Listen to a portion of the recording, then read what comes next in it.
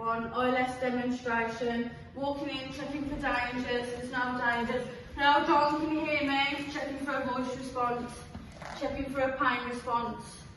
Gonna head tilt, chin lift, airways clear. Gonna look, listen and feel for 10 seconds. 10, 9, 8, 7, 6, 5, 4, 3, 2, 1. Okay, I'm going to start bridging compressions. Can you put the pads on and pull back up, please?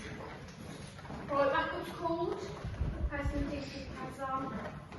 Right, pads placed. Okay, patients in VF charged to 125.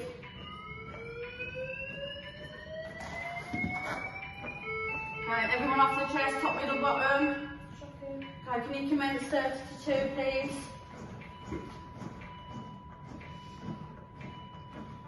Okay, me in your last 5.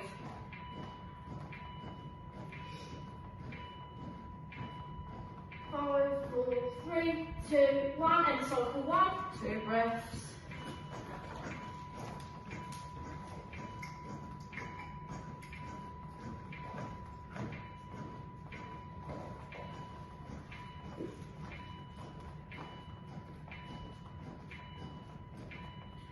Five, 4, 3, 2, 1, and cycle 2. 2 breaths. I'm going to insert an eye gel.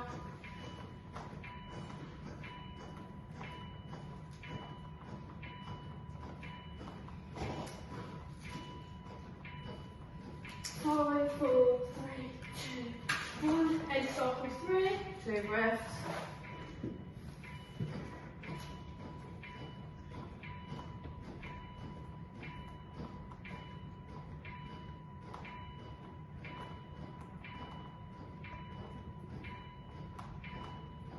Five, 4, 3, 2, 1, and cycle 4. 2 breaths.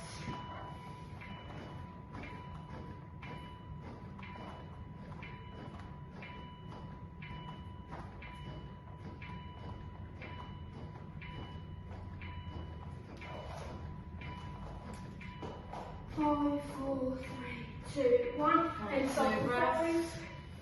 Okay, still in VF. Can you go up to 150, please? Right, charging. Okay, top, middle, bottom clear. Okay, patient still in VF. Do you want to do this and I'll take over?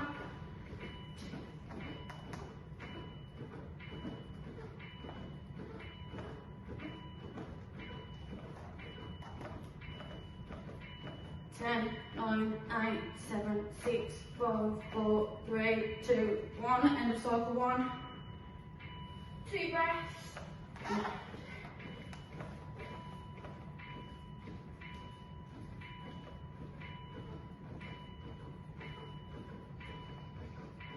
Ten, 9, 8, 7, 6, 5, 4, 3, 2, 1. End of cycle 2. 2 breaths.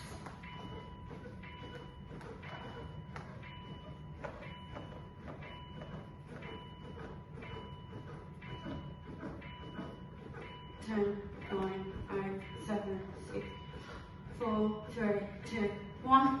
End of cycle 3. 2 breaths.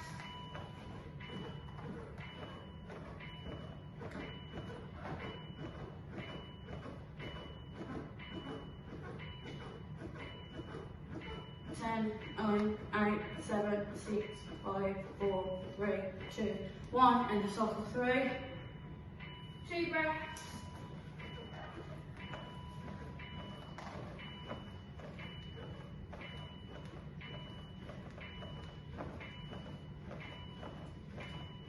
Ten, 9, 8, 7, 6, 5, 4, 3, 2, 1. End of cycle 4. 2 breaths. One more and we'll do a rhythm check.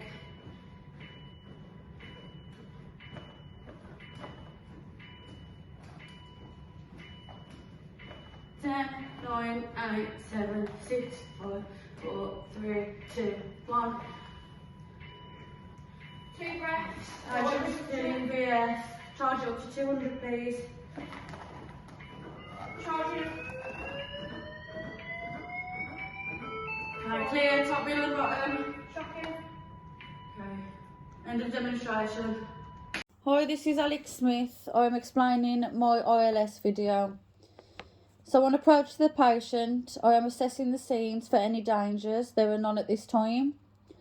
I am checking for a patient response, so I use my voice. He didn't respond. I used pain. He didn't respond, so at this time he is unresponsive.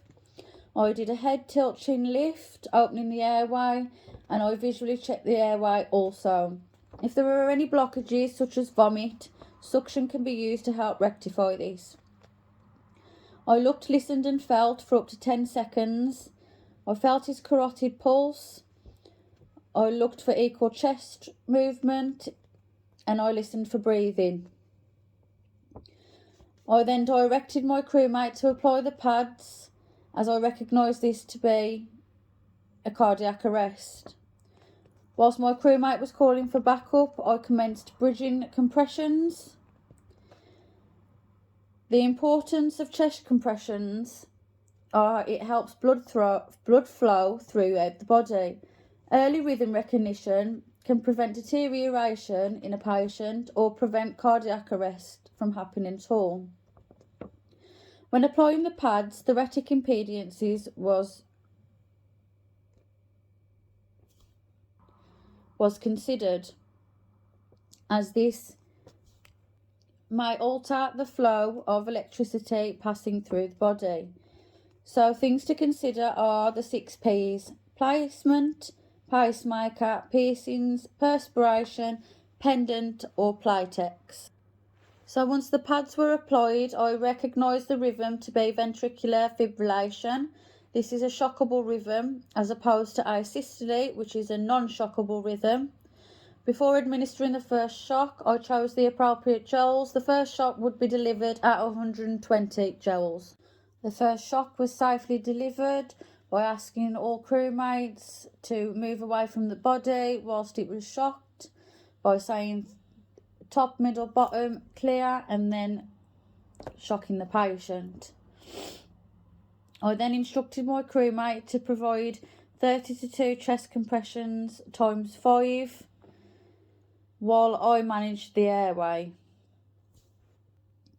I instructed her to give me 5 seconds warning before she had finished her first round of CPR so that I could provide 2 breaths. I then connected the airway circuit, the filter, the catheter mount, the ET, CO2 and BVM. I considered time when doing this so that the patient wasn't left unventilated when chest compressions had finished.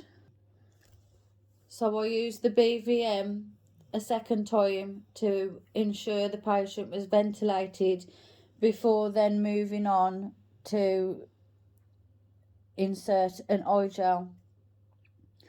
I used my laryngoscope to safely insert the eye gel and attach the airway circuit to the eye gel to ensure maximum oxygen is being pumped around the body. It is important to use a laryngoscope when inserting an eye gel, as you do not want to put it down your esophagus and you want to make sure that it goes into the trachea, as if it goes into the esophagus, no oxygen is being ventilated throughout the patient's body. So once my crewmate had finished her 5 cycles of 30 to 2, I then asked her to charge the defib back up to 150 for the second shock. I made sure it was safe by saying top, middle, bottom, clear, before then administering the second shock. After the second shock was administered, I proceeded to do CPR as my crewmate was getting tired. The importance of changing in CPR is to keep track, and keeping track of the cycles is if the person gets tired, then their chest compressions become ineffective and then sufficient blood flow is not being reached. After my turn of 30 to 5 chest compressions, I instructed my crewmate to charge up the defib to 200 for our final shock. The final shock was delivered safely at joules of 200 by saying top, middle, bottom clear, so everyone's away from the body, and safely delivered the third shock. Things to also consider are the reversible causes of a cardiac arrest.